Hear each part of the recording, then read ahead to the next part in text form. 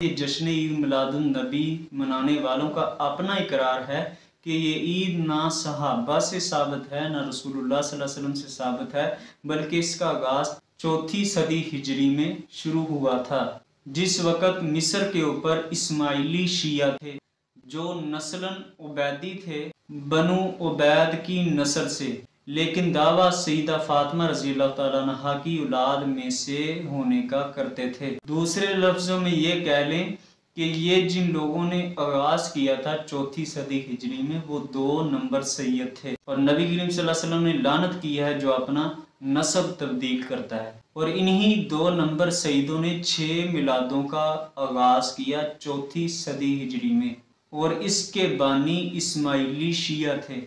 इसकी दलील रिसाइले मिलाद हबीब सल्लल्लाहु अलैहि वसल्लम किताब है, उसके मुकदमे में मौलाना सदीक हजारवी जो शेखुल हदीस हैं, जामिया हजवेरिया गंज बख्श मदरसे के और मिंबर हैं नजरियाती कौंसल के, यानी बरेलवी मजहब का जिम्मेदार आलिम है।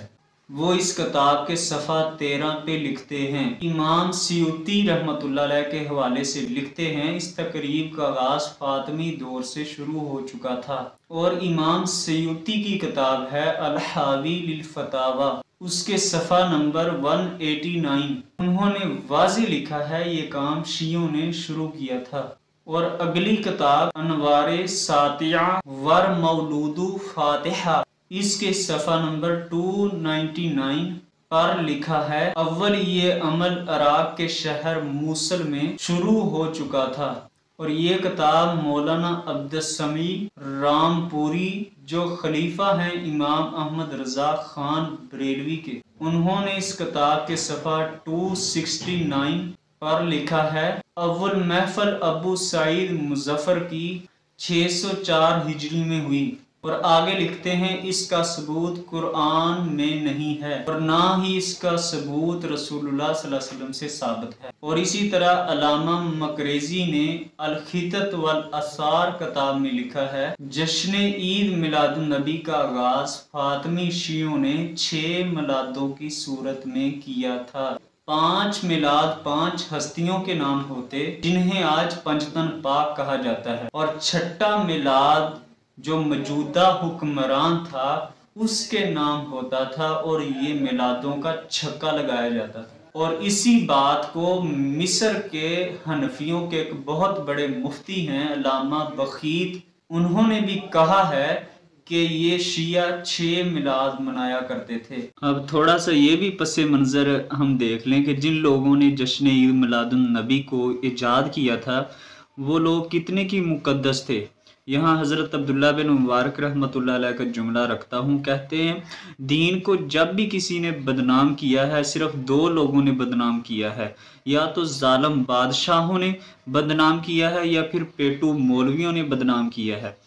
और ये जो जश्न ईद मिलाद होता था, एक बादशाह के नाम, उस बादशाह का नाम था मुज़फ़्फ़रुद्दीन अबू सईद कोकपुरी, इस बादशाह का नाम था। और इसके बारे में अल्लामा यकूत अल-हमवी रहमतुल्लाह अलैह ने अपनी किताब अल-मुअज्जमुल बुल्दान में लिखा है, ये बदतरीन जालिम बादशाह था, अपनी रआया के साथ जुल्म करता था और अपनी रआया का माल लूटता था, फिर लोगों के पैसे से मिलाद करवाया करता था।